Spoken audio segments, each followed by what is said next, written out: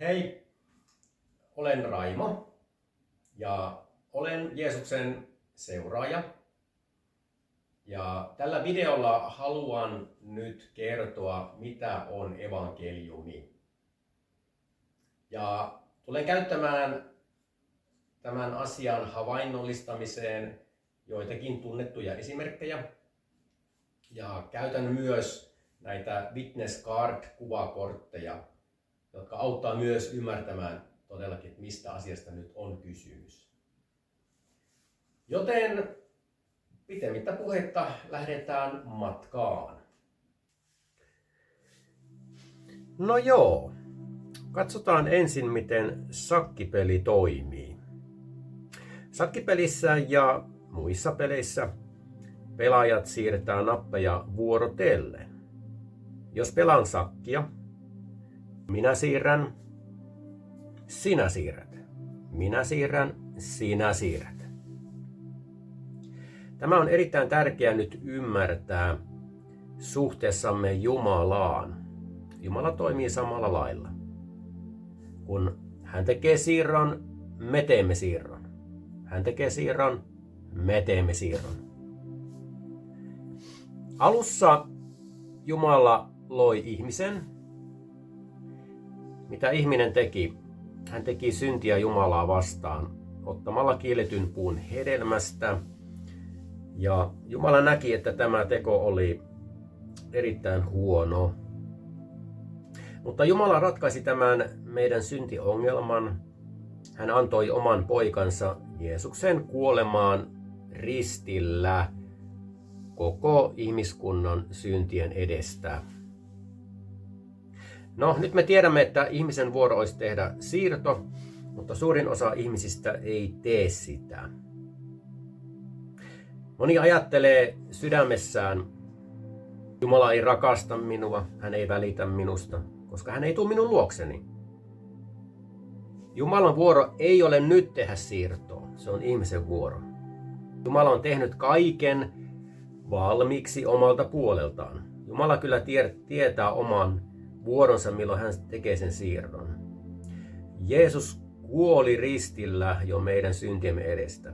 Juuri ennen kuolemaa Jeesus sanoi, se on täytetty. Kaikki on valmista Jumalan puolelta.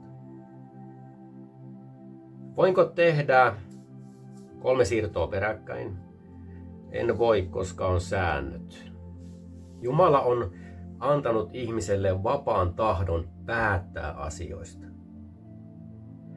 Mutta heti kun ihminen tietää säännöt, hän hyväksyy ne, hän nöyrtyy Jumalan edessä,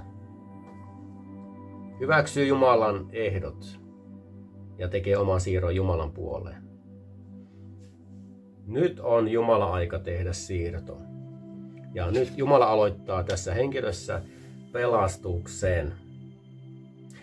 Mutta kuinka ihminen osaa tehdä siirron, jos hän ei tiedä sääntöjä? Ja nyt aion kertoa säännöt, eli aion kertoa evankeliumia. Alussa Jumala teki taivaan ja maan. Jumala teki paratiisin puutarhan ja hän loi sinne monia puita. Hän teki sinne elämän puun ja hyvän ja pahan tiedon puun. Jumala loi ihmisen omaksi kuvakseen. Nyt ihminen eli siellä paratiisin puutarhassa Jumalan kanssa samassa tilassa. He keskustelivat, heillä oli yhteys. Kaikki oli täydellistä, puhdasta. Ei ollut sotia, ei ollut kuolemaa, ei ollut murhetta, ei sairauksia. Kaikki toimi hienosti. Jumala sanoi, että tähän hyvän ja pahan tiedon puuhun ette saa koskea. Jos koskette, te kuolette. Siellä paratiisin puutarhassa oli eläimiä ja Raamattu kertoo, että käärme oli kavalin niistä. Ja nyt saatana tuli ihmisen luokse käärmeen muodossa ja petti ihmisen. Ja sen seurauksena ihminen otti kielletyn puun hedelmästä ja nyt ihminen muuttui. ihmisestä tuli syntinen. Ihminen tuli tietämään hyvän ja pahan. Ihminen sai kivisydämen ja tästä lähtien ihmisen astui voimaan nyt se synnin ja kuoleman laki. No, kuoliko ihminen nyt sitten? Ihminen ei kuollut nyt fyysisesti. Myöhemmin kyllä ihminen kuoli siellä maan päällä, mutta nyt ihminen kuoli hengellisesti. Jumalan ja ihmisen väli rikkoontui. Jumala näki nyt tämän tilanteen vakavuuden ja Jumala ajatteli, että nyt jos ihminen syö tästä elämänpuusta tässä synnin tilassa, niin silloin on ikuinen ongelma synnin kanssa taivaassa. Jumala ei sallinut tätä. Jumala ajoi ihmisen pois sieltä paratiisin puutarhasta. Laitetaan korttia vähän tuonne ylemmäksi. Noin. Niin, Jumala ajoi ihmisen pois paratiisin puutarhasta viljelemään maata. Ja Jumala sanoi, lisääntykää ja täyttäkää maa. Ihmiset lähti lisääntymään ja samalla pahuus lisääntyi. Eli meissä on tämä synnin ruumis, meillä on kivisydän ja ihmiset rupesi tekemään pahaa toisilleen ja he tappoi toisia. Teki lisää, tappoi toisia, teki lisää, tappoi toisia.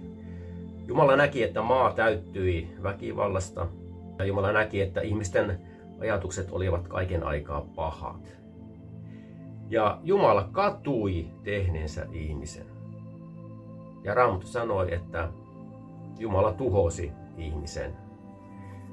Ja niin siinä kävi. Jumala tuhosi ihmisen vedenpaisumuksen kautta. Mutta Jumala säästi vanhurskaan Nooan ja hänen perheensä. Raamattu sanoi, että 8 sielua pelastui.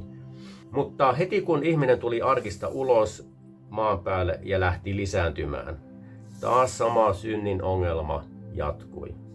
Ihmiset lisääntyi, ne teki toiselle pahaa, ne tappoi toisiaan, ne lisääntyi, ne tappoi toisiaan. Aika meni eteenpäin. Jumala valitsi itselleen ryhmän ihmisiä, joita kutsutaan israelilaisiksi.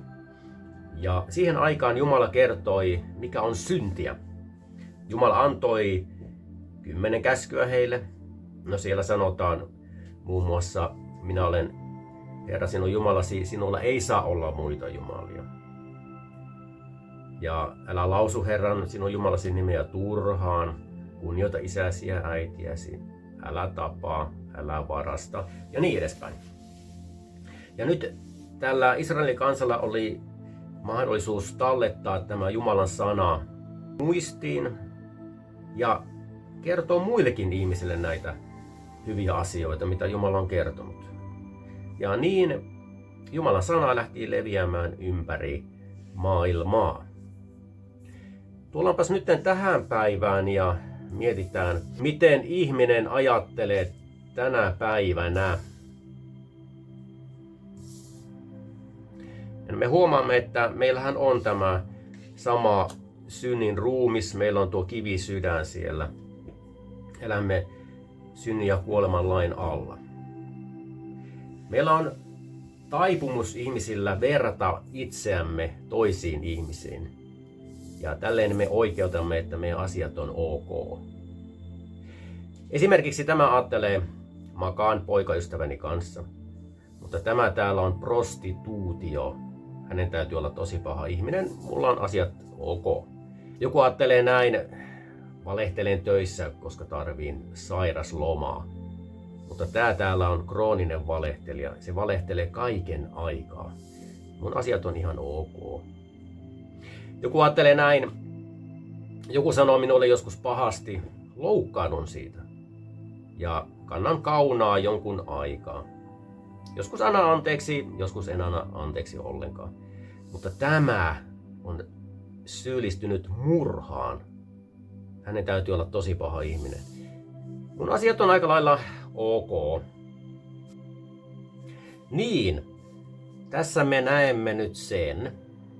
Ihminen, joka elää siellä synnin ja kuoleman lain alla, syntisenä kivisydämenä, Ja hän vertaa sitten itseään toiseen ihmiseen, joka elää siellä synnin ja kuoleman lain alla, syntisenä ja kivisydämenä. Ja sitten me oikeutamme itsemme, että meidän asiat ovat ok. Mutta onko ne ok? Mitä jos vertaisin itseäni Jumalaan, siihen oikeeseen pyhyyden standardiin? No siinä vaiheessa moni huomaakin, että ei asiat kyllä ihan olekaan ok. Meidän pitää puhua vähän synnistä. Raamattu sanoo, että valehtelijat eivät peri Jumalan valtakuntaa. Sanot ehkä mielessäsi, että onko se nyt niin paha, jos vähän valehtelee. No sillä ei ole oikeastaan niin suurta merkitystä paljon olet tehnyt syntiä, vaan ketään vastaan olet tehnyt syntiä. Kerron esimerkin. Jos valehtelen pienelle lapselleni, minkälaisen rangaistuksen hän voi minulle siitä antaa? No ei juuri mitään. Jos valehtelen vaimolleni, mitä siitä voi seurata? No pahimmassa tapauksessa avioero. No jos valehtelen työnantajalleni, hän voi antaa minulle potkut. Jos valehtelen tuomarille oikeudessa, hän voi laittaa minut vankilaan. Eli tässä näet sen, että mitä enemmän on tuomion antajalla vaikutusvaltaa, sitä suurempi voi olla tuomio. No, mitä jos valehtelen Jumalalle? Mitä siitä voi tapahtua? Jeesus sanoi aikoinaan, älkää peljätkö niitä, jotka voivat tappaa teidän ruumiin, mutta ei voi mitään enempää tehdä, vaan peljätkää ennemmin häntä, joka voi tappaa teidän ruumiin ja sen jälkeen heittää helvettiin. Häntä peljätkää.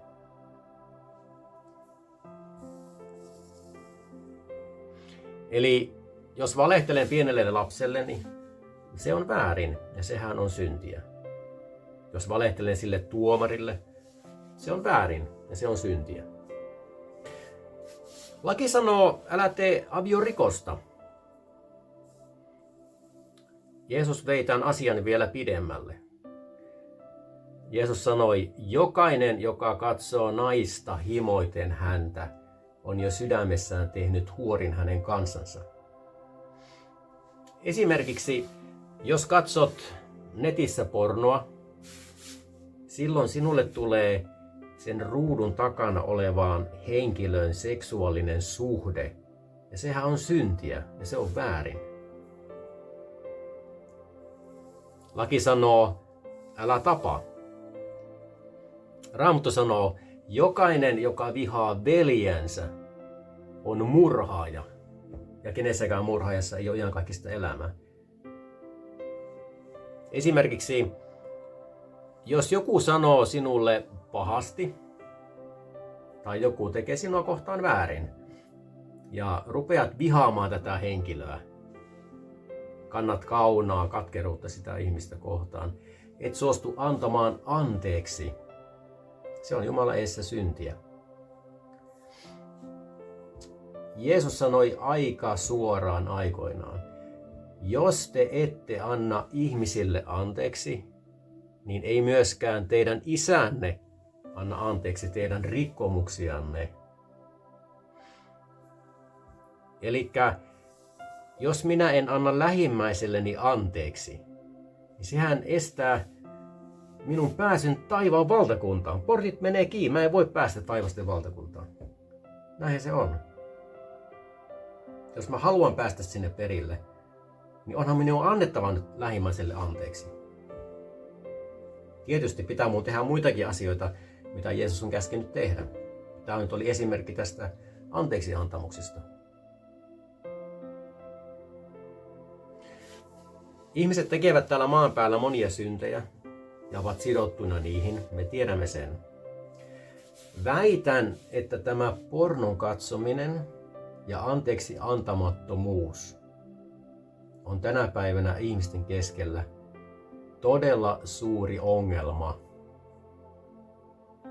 Ja näistäkin on tehtävä parannus Jumalan edessä. Ei Jumalalle ole väliä, teetkö syntiä ajatuksen tasolla vai käytännössä. Synnin palkka on kuolema ja Jumala tuomitsee synnin. Jumala tietää kaiken sinun tekosi sieltä lapsuudesta tähän päivään asti. Me ei päästä niitä pakoon. Jumala tietää ne. Halusimme vai tai emme, mutta hän tietää ne.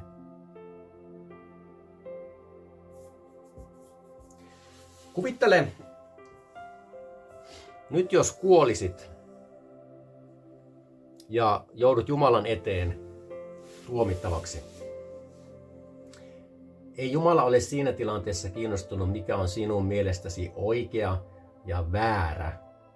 Häntä kiinnostaa se, mikä on oikea ja väärä hänen mittarillaan, siis hänen standardin mukaisesti. Ja siinä kun Jumala tuomitsee sinut, et todennäköisesti rupea enää syyttelemään vanhempia tai kavereita. Toteat siinä tilanteessa, olen syyllinen, olen ansainnut helvetin tuleen. Jumala on pyhä, vanhurskas ja oikeamielinen tuomari. Niin se on.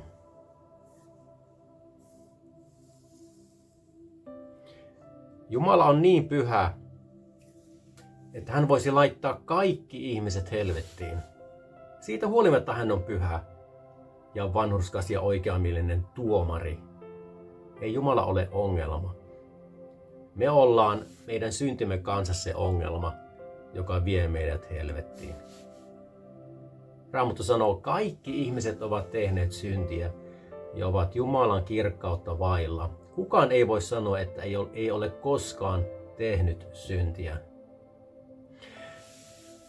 Mutta nyt jos tämän asian toteaminen jäisi tähän, meillä olisi todella karmiva tulevaisuus. Mutta Jumala armossaan ratkaisi tämän meidän syntiongelman. Kiitos Jumalalle, ettei meidän tarvitse mennä sinne helvetin tuleen.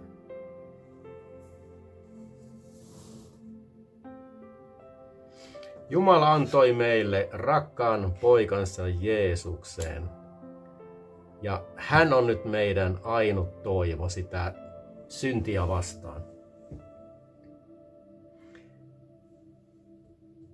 Jeesus tuli noin 2000 vuotta sitten tänne maailmaan ja hän kasvoi ihmisten keskellä ja piti sen lain, mitä sen ajan ihmiset ei pystynyt kokonaan pitämään. Ja kun Jeesus tuli 30 vuoden ikään, hän meni kasteelle ja kun hän tuli sieltä vedestä ylös, hän täyttyi pyhällä hengellä. Ja taivasta kuului ääni. Tämä on minun rakas poikani, johon minä olen mielistynyt. Kuulkaa häntä. Eli nyt kun Jumala sanoo pojastaan, kuulkaa häntä, niin eikö meidän silloin kannattaisi kuulla Jeesusta, mitä hän on meille kertonut? Niin, tästä eteenpäin Jeesus aloitti sitten sen oman tehtävän, mitä varten hän oli tullut tähän maailmaan. Hän alkoi julistamaan evankeliumia. Ja hän sanoi, Jumalan valtakunta on tullut lähelle, tehkää parannus ja uskokaa evankeliumi. Joka ei synny vedestä ja hengestä, ei voi nähdä Jumalan valtakuntaa. Joka uskoo ja kastetaan, se pelastuu. Joka ei usko, se tuomitaan kadotukseen. Ja monia muitakin asioita hän opetti. Hän paranti sairaita ja ajoi ulos riivaajia ja herätti kuolleita. Ja monia muitakin voimallisia tekoja hän teki. Sitten tuli Jeesukselle aika, että hänen täytyi kuolla. Ja siellä oli joukko ihmisiä, jotka pahoinpiteli Jeesuksen ja ruoskivat Jeesuksen ja ristiinnaulitsivat. Jeesus kuoli ja hänet haudattiin. Nyt tämä Jeesus Kristus, Jumalan poika, hän on nyt se meidän ainut toivo. Jeesus kuoli ristillä meidän syntiemme takia. Hän oli se sijaiskärsijä. Jumala itse sovitti maailman kanssa meidän syntimme ja hän lähetti tosiaan poikansa Jeesuksen.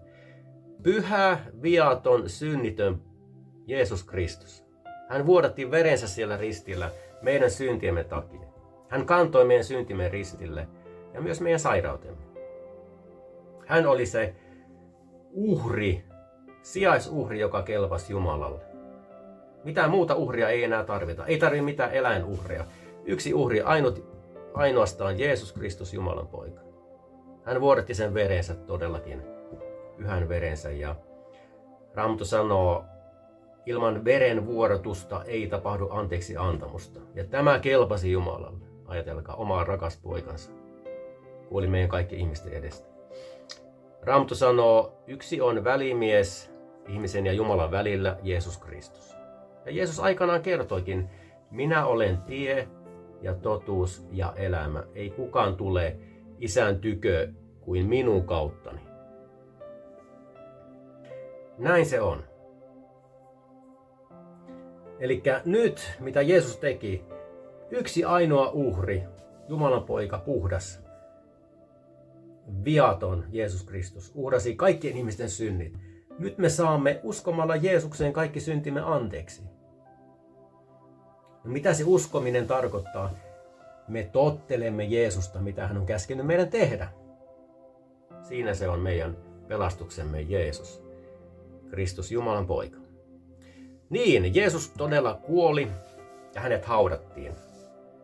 Ja Raamattu sanoo, 3. päivänä hän nousi ylös kuolleista. Jos Jeesus olisi ollut niin kuin mekin syntinen, niin hän olisi jäänyt sinne hautaan eikä olisi noussut. Mutta nyt kun hän oli Jumalan poika, puhdas, viaton, synnitön, niin hän nousi sieltä haudasta. Kuolema ei voinut pitää häntä haudassa. Ja hän nousi sinne taivaaseen kuninkaana ja herrojen herrana. Ja hän istui sinne Jumalan oikealle puolelle. Ja hän lähetti tänne maan päälle pyhän henken. Mitä meidän nyt pitää tehdä seuraavaksi, että me pelastuisimme? Raamattu sanoo, meidän pitää uudesti syntyä ylhäältä. Meidän on tunnustettava syntimme Jumalalle. Meidän on laitettava uskomme Jeesuksen Kristukseen. Ja meidät on kastettava Jeesukseen Kristukseen, hänen kuolemaansa. Ja niin me saamme ottaa vastaan pyhän hengen. Elikkä nyt meidän pitää ymmärtää tämä tila, että me ollaan synnissä, eletään, meillä on kivisydän, me ollaan siellä synnin ja kuoleman lain alla. Ja Raamattu sanoo siellä, eli Jeesus sanoi aikanaan, että tehkää parannus. Eli nyt meidän pitää tehdä parannus niistä synneistä, mitä me ollaan tehty. Kaikista synneistä. Meidän on käännyttävä niistä pois. Tunnustetaan ne Jumalalle, kadutaan niitä, pyydetään anteeksi antoa. Ja laitetaan tosiaan usko meidän Herramme Jeesuksen Kristukseen. Kun me tehdään tämä sydämestä tämä kääntymys, niin Jumala hyväksyy tämän kääntymyksen. Ja hän ottaa ton kivisydämen pois ja antaa sinne lihasydämen tilalle. Miten tämä tilanne on huomattavissa meidän elämässämme? Esimerkiksi, jos sä oot ennen vaikka kiroillut ja nyt lankeat kiroilemaan, niin sä huomaat heti sen kirosanan jälkeen, että en mä voi tehdä näin. Tää on väärin. Se sattuu minuun, koska Jumala on uudistanut sun oman tunnon. Jos sä oot joskus valehdellut ja sä lankeat nyt valehtelemaan, niin taas sen valehtelun jälkeen huomaat heti, että en mä voi tehdä näin. Se sattuu minuun. Se on väärin. Jumala on uudistanut sun oman tunnon. Nämä on niitä hyviä merkkejä siitä, että uudesti syntyminen on aloitettu meissä. Jumalan lapseutus. Jumala on muuttanut meidän elämämme. Ja nyt kun meillä on tultu uskoon, niin tehty se parannus, niin me ollaan niin kuin nyt kuolleessa tilassa. Me ollaan kuoltu itsellemme. Me ollaan lähdetty seuraamaan Jeesusta. Seuraavaksi meidän pitääkin haudata meidän vanha elämämme. Ja Raamattu kertookin sen, niin se tapahtuu tällä vesikasteessa. Meidät kastetaan Jeesuksen Kristukseen. Kasteessa tapahtuu 2 asiaa, eli se vanhan elämän hautaaminen ja Jumala tekee puhdistuksen. Esimerkki siitä, nyt jos ihminen kuolee luonnollisen kuolemaan täällä maan päällä, niin ei sitä jätetä maahan sinne märääntymään ja haisemaan, vaan muutenhan se lähtee levittämään sitä sairautta ja kuolemaa. Totta kai ihminen haudataan sinne maan alle. Nyt meidät, kun me ollaan tultu Jumalan lapsiksi, niin meidänkin vanha elämä pitää haudata sinne vesikasteessa Raamatun mukaan. Luen täältä Raamatusta tueksi tähän kasteeseen jotakin kohtia. Kuunnellaanpas tästä nyt. Apostolin teot 2.38. Tehkää parannus ja ottakoon kukin teistä kasteen Jeesuksen Kristuksen nimeen syntienne anteeksi saamiseksi, niin te saatte Pyhän Hengen lahjan. Sitten siellä Apostolin teot 22.16. Ja nyt mitä viivyttelet, nouse, huuda avuksi hänen nimeä ja anna kastaa itsesi ja pestä pois syntisi. Siellä on sitten kolossalaiskirjeessä 2. luvussa. Ja hänessä, eli siis Jeesuksessa, te myös olette ympärileikatut, ette käsin tehdyllä ympärileikkauksella, vaan lihan ruumiin pois riisumisella, Kristuksen ympärileikkauksella, ollen haudattuina hänen kanssaan kasteessa, jossa te myös olette herätetyt uskon kautta, jonka vaikuttaa Jumala, joka herätti hänet kuolleista. Sitten roomalaiskirje 6. luku siitä eteenpäin. Vai ettekö tiedä, että me kaikki, jotka olemme kastetut Kristukseen Jeesukseen, olemme hänen kuolemaansa kastetut. Niin olemme siis yhdessä hänen kanssaan haudatut kasteen kautta kuolemaan, että niin kuin Kristus herätettiin kuolleista Isän kirkkauden kautta, samoin pitää meidänkin uudessa elämässä vaeltamaan. Näin. Sitten meidän on erittäin tärkeää ymmärtää, Raamattu puhuu 2 laista. On synnin ja kuoleman laki ja sitten elämän hengen laki. Eli milloin ihminen siirtyy sieltä synnin ja kuoleman lain alta elämän hengen lain alle. Luetaanpas lisää. Roomalaiskirje 7 jatketaan. Vai ettekö tiedä, veljet, minä puhun lain tunteville, että laki vallitsee ihmistä niin kauan kuin hän elää. Niinpä sitoo laki naidun vaimon hänen elossa olevan miehensä, mutta jos mies kuolee, on vaimo irti tästä miehen laista. Sen tähden hän saa avionrikkojan nimen, jos miehensä eläessä antautuu toiselle miehelle. Mutta jos mies kuolee, on hän vapaa siitä laista, niin ettei hän ole avionrikkoja, jos menee toiselle miehelle. Niin, veljeni, teidätkin on kuoletettu laista Kristuksen ruumiin kautta, tullaksenne toisen omiksi, hänen, joka on kuolesta herätetty, että me kantaisimme hedelmää Jumalalle. Ja tuossa roomalaiset vielä 8. luvussa sanotaan, sillä elämän hengen laki Kristuksessa Jeesuksessa on vapauttanut sinut synnin ja kuoleman laista. Eli nytten näen tämän asian näin. Kun ihminen on kääntynyt sydämestään synneistä ja tehnyt parannuksen ja laittanut uskon Jeesukseen ja Jumala on hyväksynyt kääntymyksen, antanut sinne lihan sydämen. Ja nyt tämä uskova menee kastele, hänen vanha elämä haudataan Jeesukseen Kristukseen. Nyt nämä yhdessä tekee sen, että ihminen siirtyy sieltä synnin ja kuoleman lain alta elämän hengen lain alle. Näin. Haluan nyt sanoa semmoisen myös. Nyt moni meistä on kastettu vauvana. Vauvakaste ei ole oikea voimassa oleva kaste Jumalan edessä. Raamattu ei tunne vauvakastetta. Eli oikea vesikaste kuuluu parannuksen teon jälkeen Jeesukseen uskoviksi tulleille. Eli kun on tehty oikeasti se kääntymys ja parannus synneistä, käännytty Jumalan puolelle ja laittu usko Jeesukseen, niin sen jälkeen meidät on haudattava kasteessa Jeesuksen Kristukseen. Niin, nyt mennäänpäs kastoa tämä kaveri ennen kuin se unohtuu. Ja tämä olikin kääntynyt, jo tehnyt parannuksen synneistä ja laittanut usko Jeesukseen. Ja hän sai sen lihaa sydämen sieltä ja hänet kastetaan Jeesuksen Kristukseen. Ja nyt vanha elämä on käsitelty. Eli Jumala on myös puhdistanut hänen elämänsä. Jos muistelette siinä videon alussa, kun kerroin siitä paratiisin puutarhasta, siellä oli ihminen kuvattu ennen syntiin lankemusta. Niin se oli samalla lailla kuvattu, eli puhdas ja siellä oli lihan sydän. Ja tämän vesikasteen jälkeen moni saa sitten sen pyhän hengen kasteen. Ja näin se menee eteenpäin. Ja nyt tässä tilanteessa vanha elämä on haudottu ja ollaan saatu pyhän hengen kaste. Meidän tehtävä on lähteä viemään sitä evankeliumia eteenpäin. Meistä on tullut todellakin Jeesuksen seuraajia. Ja meidän velvollisuus on kertoa evankeliumia. Ja ilostahan me saamme sitä kertoa. Meillä on suuri ja valtava tulevaisuus edessä. Ja Jeesus sanoi, saarnatkaa evankeliumia. Kertoo hän muitakin tehtäviä. Parantakaa sairaita ja ajakaa ulos riivaajia ja kastakaa heitä ja niin edespäin.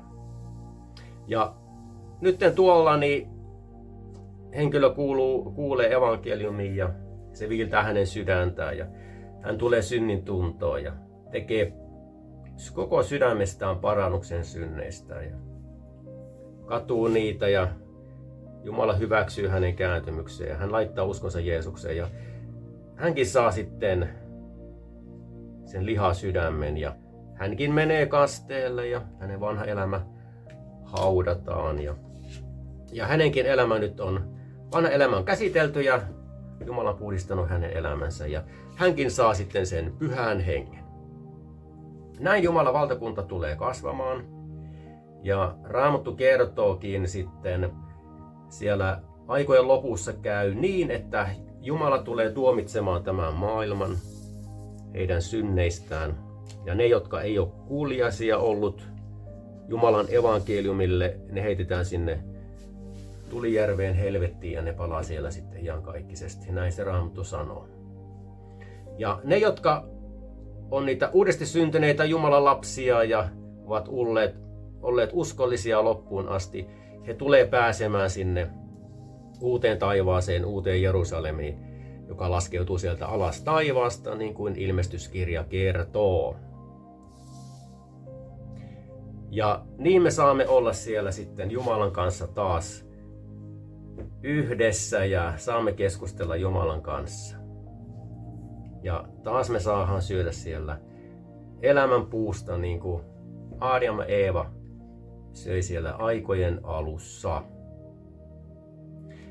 Ja Raamattu sanoo, ja hän on pyyhkivä pois kaikki kyyneleet heidän silmistänsä, eikä kuolemaa ole enää oleva, eikä murhetta, eikä parkua, eikä kipua ole enää oleva, sillä kaikki entinen on mennyt.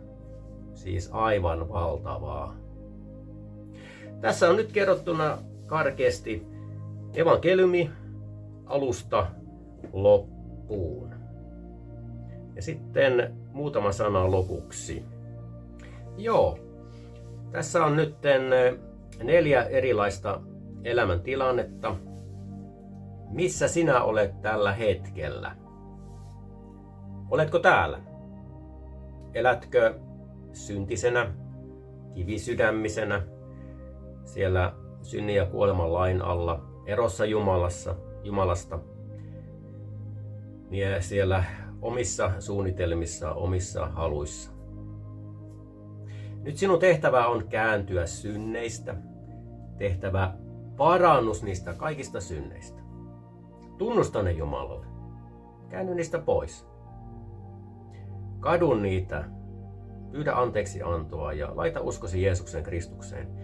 Ja jos sinä teet tämän koko sydämisesti sydämessäsi, niin Jumala hyväksyy sinun kääntymyksesi ja hän antaa sinulle sitten sen lihasydämen. Oletko täällä? Eli sinä olet tehnyt sen kääntymyksen Jumalan puoleen kaikista synneistä ja tehnyt parannuksia ja laittanut uskon Jeesukseen.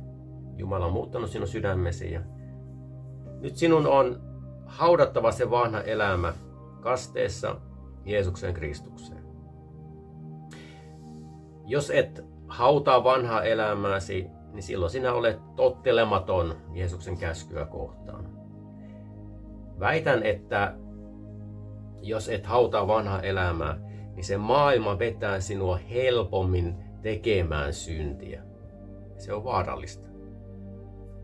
Meidän on tehtävä ero sinne maailmaan loppuun asti Jumalan sanan mukaan. Haudattava se vanha elämä, että Jumala pääsee puhdistamaan meidän elämämme. Moni on kokenut siellä kasteessa niin ihmeitä. Moni on parantunut sairauksista jopa. Ja kerran eräs erikoinen tapaus kävi eräälle henkilölle. Tämä henkilö oli maailmassa ollessaan ottanut itselle rintaansa tatuoinnin, jossa oli saatanan kuva. Ja tämä henkilö tuli uskoon Jeesuksen Kristukseen ja teki parannuksen ja meni vesikasteelle. Ja hän nousi sieltä vedestä ylös, niin se saatanan kuva hävisi siitä rinnasta pois itsestään. Siis ihan ihme tapahtui. Ja niin, tämä on Jumalan säätämys, tämä vesikaste myös. Se on Jumalan hengellinen laki. Ja tämmöisiä asioita voi tapahtua. Mutta sanon myös sen, että sitä omaa kastetta ei voi verrata toisiin ihmisten kasteisiin, koska ei kaikilla käy samanlaisia voimavaikutuksia. Tärkeää on se, että meillä on oikea motiivi. Me tullaan Jumalan uskoviksi parannuksen kautta ja laitetaan se usko Jeesukseen. Ja tehdään oikein ja haudataan se vanha elämä sinne vesikasteessa yhdessä Jeesuksen kanssa. Että Jumala pääsee tekemään puhdistuksen ja vanha elämä käsitellään. Oletko sinä itse täällä? Vanha elämä on käsitelty, Jumala on tehnyt puhdistuksen, mutta nyt Pyhä Henki vielä puuttuu. Ei ole tullut sitä Pyhän Hengen kastetta. Jumala tahtoo täyttää meidät Pyhällä Hengellä, koska se Pyhä Henki on annettu meille voimaksi, johdattajaksi, opettajaksi. Että me voidaan elää sitä pyhää elämää ja viedä rohkeasti evankeliumia eteenpäin. Ja tehdä niitä asioita, mitä Jeesus on käskenyt meidän tehdä. Pyhän Hengen voi saada esimerkiksi toinen uudesti syntynyt Pyhällä Hengellä täytetty uskova rukoilee sinun puolestasi. Toiset saa jopa sen kotona yksinäisyydessä rukouksessa ollessaan Jumalan edessä. Eli se paikka ei ole niin tarkka, missä sen voi saada. Mutta tärkeää on, että sinun pitää saada se, koska se on annettu meille voimaksi, opettajaksi tänne tielle. Ja myös Pyhä Henki lohduttaakin meidän elämää. Tähän väliin haluan sanoa myös sen, että Pyhän Hengen kasteen voi saada myös ennen vesikastetta. Ja tästä tapahtumasta on esimerkki Raamatussa, mutta toiset Jeesukseen uskovat saavat Pyhän Hengen kasteen vasta vesikasteen jälkeen. Etsi sitä, janoa sitä, kunnes se sinulle annetaan. Oletko täällä? Sinulla on nyt kaikki, vanha elämä on haudattu ja Jumala on tehnyt puhdistuksen ja olet saanut sen Pyhän Hengen kasteen ja puhut uusin kielin. Ja nyt sinulla on velvollisuus elää tätä elämää, pyhää ja vanhurskasta elämää, puhtaasti. Seurata Jeesuksen jalanjälkiä. Tehdä niitä asioita, mitä Jeesus on käskenyt meidän tehdä. Ja Jeesus sanoikin, että tehkää kaikki kansat minun opetuslapsikseni, kastamalla heitä Isän, Pojan ja Pyhän Hengen nimeen ja opettamalla heitä pitämään kaikki, mitä minä olen käskenyt teidän pitää. Katso, minä olen teidän kanssanne maailman loppuun asti. Ja tämä on erittäin, sanoisinko, että valtava hyvä alku sille pitkälle matkalle Jeesuksen kanssa kohti taivaan kirkkautta. Meidän elämä ei lopu vielä tähän. Se on alkanut ja meidän tehtävä on viedä tätä ilosanomaa eteenpäin uskollisesti loppuun asti. Jeesus sanoi, ottakaa joka päivä ristinne ja seuratkaa minua. Se risti tarkoittaa sitä, että me kuolemme itsellemme ja teemme hänen tahdon, Jeesuksen tahdon. Elikkä Raamattu sanoo, että en elä enää minä, vaan Kristus minussa. Ja Jeesus sanoikin, joka vahvana kestää loppuun asti, se pelastuu.